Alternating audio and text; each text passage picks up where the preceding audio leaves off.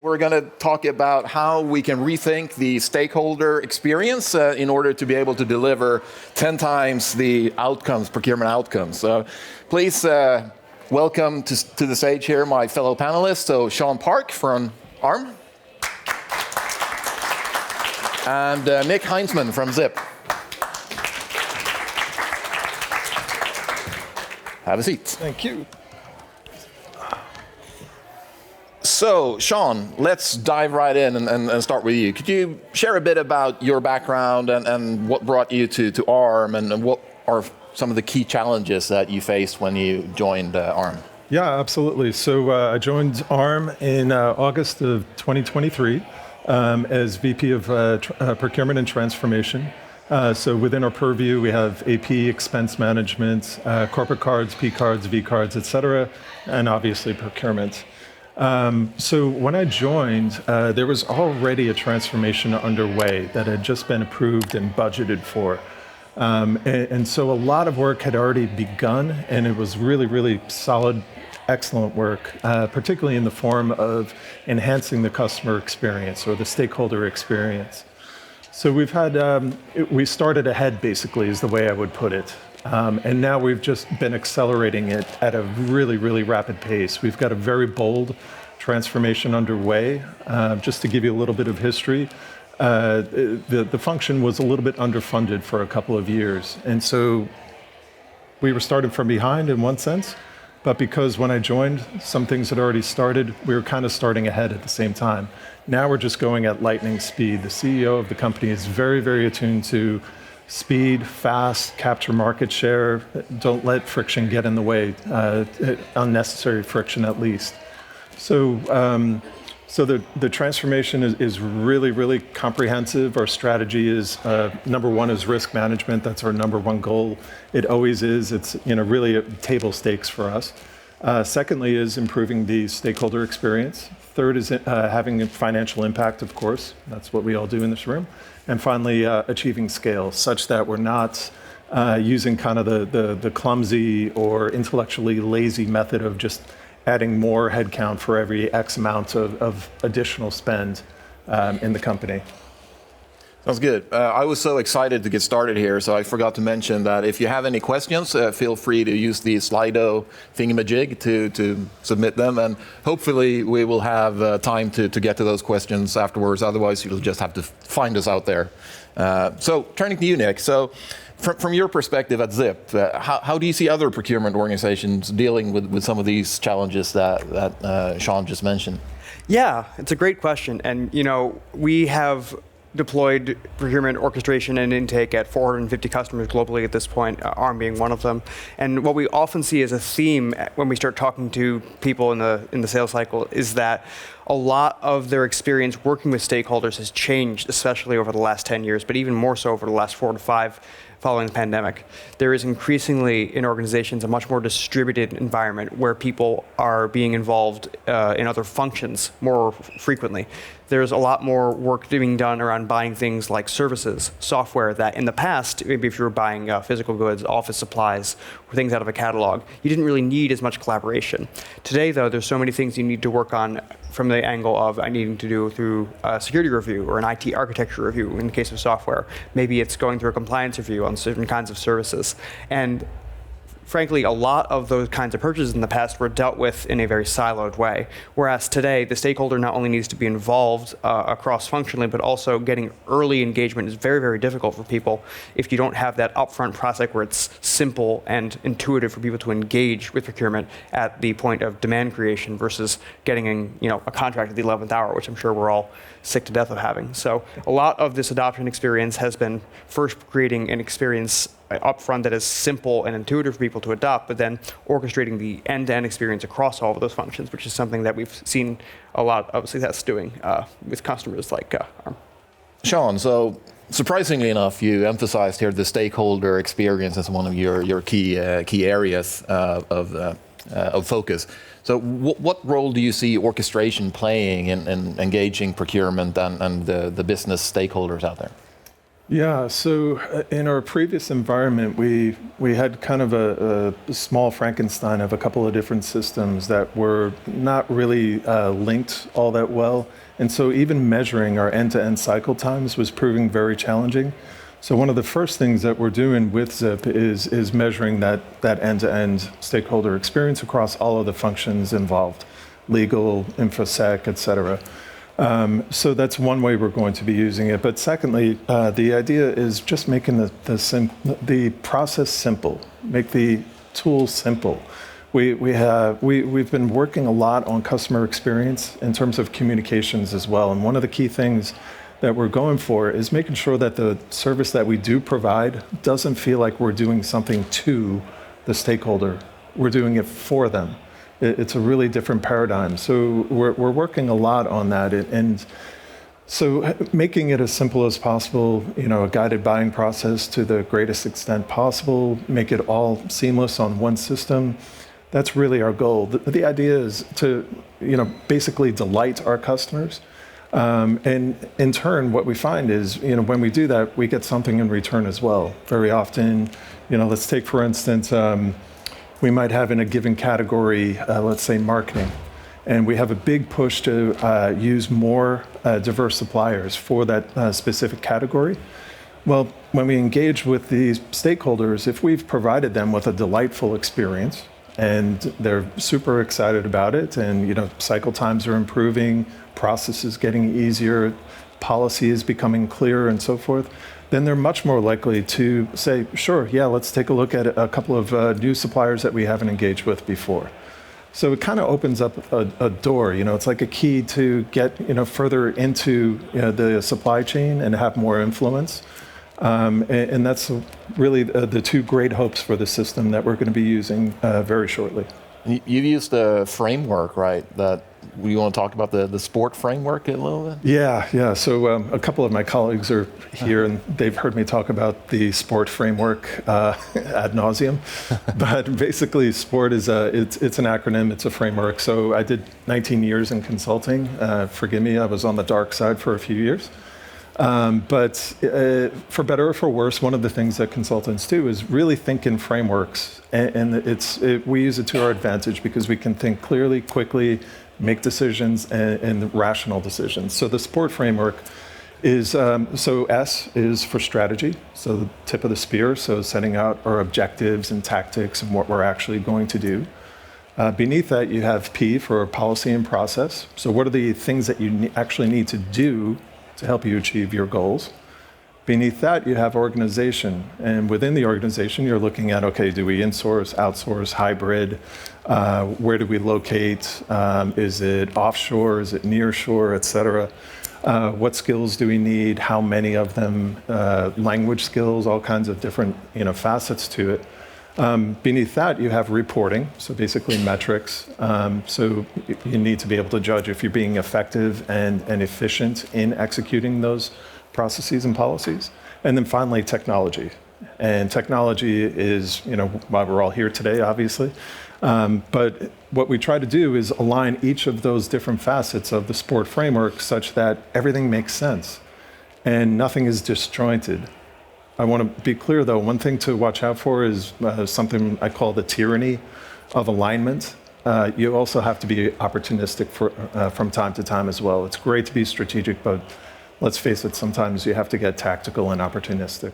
Interesting. So if we go back to Nick and to Zip a little bit, how would you say orchestration really can help other organizations to sort of coordinate, if you will, and help them work with stakeholders? So this is a really good point you were making earlier, is one of the benefits you're really seeking out of Zip is to getting better information about your process so that you can continuously improve it. What we've seen in deploying this at scale with companies of your size, another example, like a large financial services institution in the US that has deployed Zip for about a year and a half now, they found that as they went through their process, they got a 70% increase in throughput, which was great in the adoption part. But then, as they started watching the process play out over and over, they realized there were a lot of choke points. They got all this information about where legal was blocking or taking a long time, maybe where there was a set of category-related compliance questions that the compliance team would then drill people into endlessly. And what they ended up doing was actually eliminating over time 3,000 different business approvals that they realized were largely unnecessary. They were having people ask questions over and over that often didn't need to be answered. And so in the rare conditions that those questions did need to be answered, they could be put into a separate sub-workflow or sub-form that people went through. But more often than not, they were actually just going through a faster process. And the process ultimately became 20% faster because of that. The idea here really is that over time, as you deploy orchestration tools, you're not just getting the adoption, but also the visibility of the process, which then you should be able to use to make better informed decisions about how to optimize the process, especially working with cross-functional actors. And, you don't want tyranny of alignment, but when you do see a moment of opportunity to align, you can then make the process more efficient, more intuitive for stakeholders, as well as keep the business safe by ensuring that when a risk review of that nature does need to happen, people are routed to that special use case. So you've partly already answered some of this question, but if we want to give any sort of more specific tips to those that are struggling with stakeholder engagement in their organizations, what would be those tips from you, Sean? Well, I mentioned earlier that we kind of started with a head start. The team, before I joined, had already come up with a great idea to employ procurement business partners. And so we've got 5 procurement business partners aligned to different parts of the organization, whether it's engineering, IT, services like marketing and people services and so forth. And that's been really, really key because it's almost like a single-faced or single neck to choke, really. Hopefully they won't be choking us anymore in the future, and it'll be much more, syncopathic. So the idea with the business partners is to get ahead of demand, to understand what direction they want to go in. Are they going for quality? Are they going for cost control? Is it some of each? Is it about risk management? What are the different goals of the organization? And then that gets translated over to the sourcing team, which we call the procurement delivery team. And they fulfill the needs. They'll do the actual sourcing and so forth. But the great part about the business partners that we're starting to trial right now is that we're going to develop what we call pods, such that we have not only a procurement business partner, but the finance business partner, an AP representative, potentially people from the legal team and so forth, to all sit down with the stakeholders at the same time. And then everybody's on the same page. It's not the telephone game of, this person heard this and that person heard a different interpretation, and then suddenly everything's mixed up. Everyone's starting out on the same page. So it's almost like integrated planning. It's nothing new, but it's something that we're resurrecting, and I think it's going to be extremely effective in the future. Early indications are that it is effective as well. Anything you want to add to that, Nick? Yeah. No, it's very, very interesting because as we talk about orchestration, a lot of people are starting to learn about it as a tech category, intake and procurement orchestration. But the way we step back and look at it at Zip is really orchestration is not just a tool or an enabler, but also really a strategy for how you approach a procurement organization. And it's exactly what I'm hearing in your approach here. The pod approach is fascinating because in other research we've seen in the space recently, people are actually positing this idea that the operating model of procurement will adjust in order to compensate or even change to actually enable what's possible with orchestration. So this idea of business partner-led teams is extremely important because it's about bringing that stakeholder engagement to the stakeholders themselves and delivering procurement as a business partner, advising them.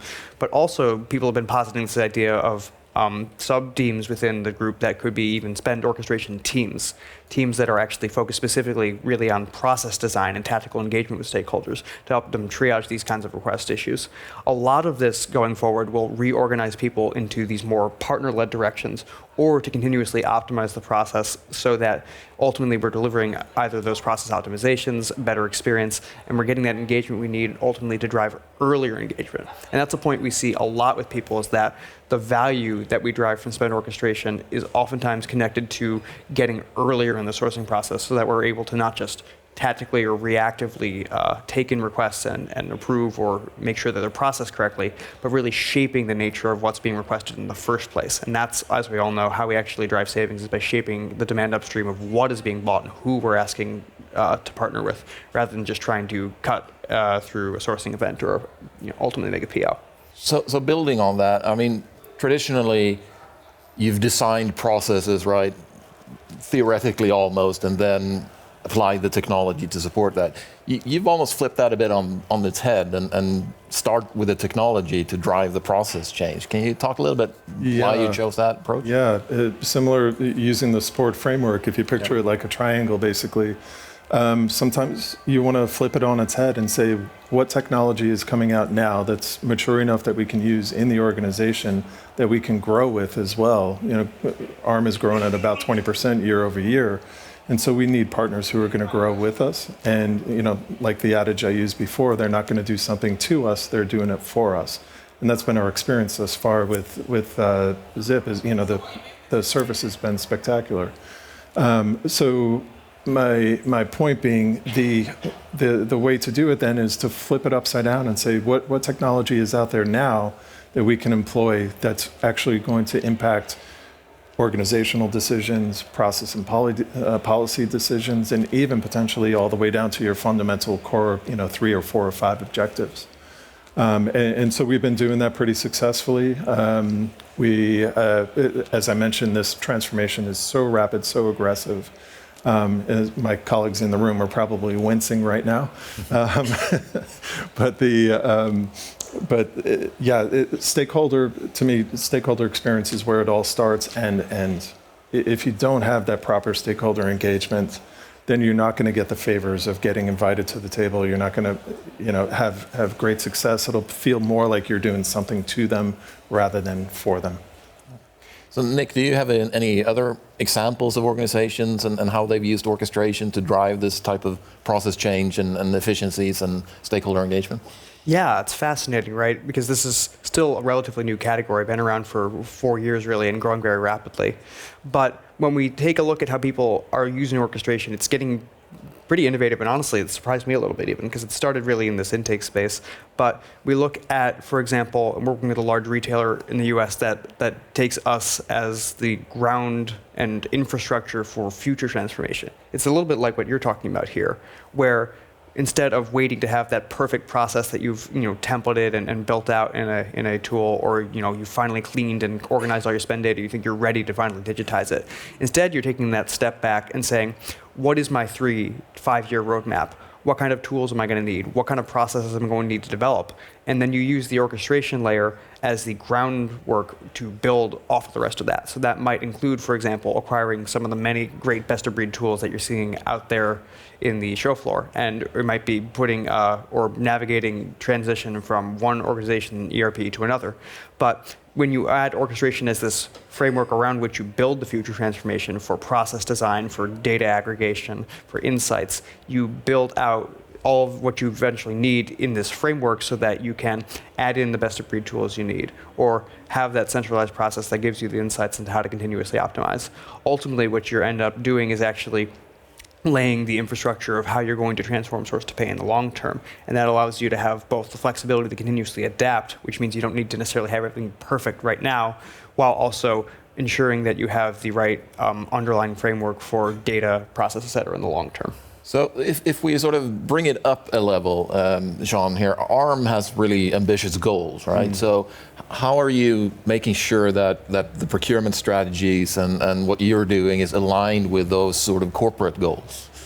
Yeah, as I mentioned, the company's grown so quickly year over year, and one of the things that we've been tasked with is a really significant savings number, in-year hard cost savings out. And the reason for that is it's to fuel our growth. It's not just to save money and put it into, increase our margins. It's for growth.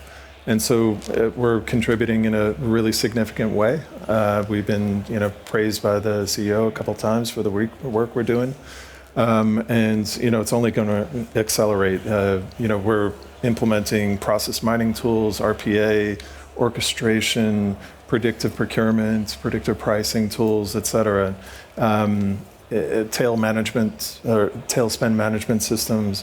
It's really front to end and very complete and super rapid. We're doing all of this. It's been only about 14 months since I joined, and we're nearly there. So Yeah, we'll celebrate when we cross the finish line. Not yet. If you ever cross the finish line, that's the question. So looking into the future, I mean, what do you see next? What inform both stakeholder experience and how you develop that, and tech transformation? So what's on the horizon? What are you looking forward to? Yeah, so as Nick mentioned, there's no silver bullet for any of this. There's no one technology that's going to solve for everything that needs to be solved for, nor is there any one specific policy or process that's going to do it. It's really that aligned effort from strategy to process, policy, organization, metrics, and systems. And I think what will likely happen is there's going to be some more human intervention at the same time as we're automating. So a lot of the thought processes that go into decision making and so forth, that'll continue, but a lot of some of the more mundane tasks and workflows and so forth, those are going to continue to accelerate. Companies like Zip and others are investing heavily in that. So I think some of the more tactical, operational type roles that we've typically filled in the past are those, let's say, administrative burdens or operational or tactical burdens are going to decrease while the strategic work is going to increase. So Nick, spinning off of this, where do you see orchestration, sort of the evolution of orchestration over the next couple of years here? So we've gone very rapidly from a focus on adoption and visibility, increasingly to bringing insights and also better guidance to stakeholders in the process. If we take it back to the theme of influencing and improving stakeholder experience, we not only want to make it simple for them to interact with procurement, but also proactively even help them make better decisions on behalf of procurement. You made a great mention of resourcing being a difficult thing. You don't want to add just another head every time you have an X% increase in spend. What we want to do is ultimately create a culture where you are being a steward of spend, and that extends to everyone in the company. So where I think the orchestration is going in the future is starting to bring in not only process design, but also data from multiple systems, maybe third-party data sources. Maybe it's AI and agentic AI bringing in insights from the web as they listen for different kind of events, but then embedding that intelligence into those processes that we've got adopted now, so that people can make better decisions on their own about working with the right diverse suppliers, sustainable suppliers, et cetera, or ultimately making the best decisions on cost for the business to help you hit those kinds of saving numbers that you're being held to. Yep. So yeah, we're getting up on time here, but let's wrap up with some tips here. I mean, you're 14 months into or at least as long as you've been with it, the transformation project, what would be some advice for other organizations considering similar transformations? Be aggressive, be bold, break glass, and fix it later. That's really, in a nutshell, at least that's our operating model. And I can think of very few industries where speed is not of paramount importance. So that's where just go in, break glass, fix it later, and it'll be okay. Sometimes it's better to ask or apologize and ask for permission, right? Exactly. So Nick, anything you want to add here before we go to Q&A? I'd say question your assumptions on what technology can be and how it can feel, especially for your stakeholders. I'm sure many of you have gone through experiences with other technology providers at this point. You've either been brought into organizations that have tools, or you've selected tools in the past. The paradigm has changed for how technology can be delivered and how it'll feel even for you to maintain. And there's a modernization that's happening that's really, for the first time, I think, in decades in this industry. So I'd say, if you have any assumptions about what you think technology should be limited or should be able to do, challenge those assumptions, because the experience now that can be delivered is completely different. And I think it's one that we should all be trying to level up our own understanding of what is possible now versus what might have been possible in the past. Okay, that leaves us 1 minute and 15 seconds for the Q&A. So we'll have time for plenty of questions, if they're yes and no questions. Well, we've got one short question. I don't know if the answer will be short, but we've got, how do you show the value to stakeholders in the early days to increase adoption? I'll take a crack at it. So we haven't quite rolled out Zip just yet, but in terms of adoption, obviously all of the change management aspects that go into it, but the selling of it is the most important thing to me, and that's where it comes in, is you're doing this for them. You're not doing it to them. It's not a system that's going to make them do things that are going to be harder, more difficult. It's the exact opposite. So stressing why it's going to help them on a day-to-day basis, and why we're doing it, because we genuinely want them to be delighted with the experience. That's really the key. Yeah, and I'll add on to that. When stakeholders really see the value is when they start to realize how much less effort it takes to interact with procurement. So when people go through the process for the first time and they realize that they don't need to open another PDF document and then go look through all the different circles and arrows to say click here, then click there, or they realize that they don't need to ask procurement what is the actual definition of our data sharing or data privacy, how do I answer that question? And when they actually get the results of their process much faster, when they see, oh, instead of having to ask for the status update, they can literally go look at it or ask an AI agent, what is the status of this request for this specific supplier? The value often speaks for itself because they realize how much faster and much less painful it's going to be. So, I mean, it's proof in the actual benefit rather than having to necessarily sell it to them. Great point to end on here. And if you have any other questions, Zip has a booth here in the middle of everything, and I'm sure Sean will be around for a while as well. Thank you very much. Very good. Thank you.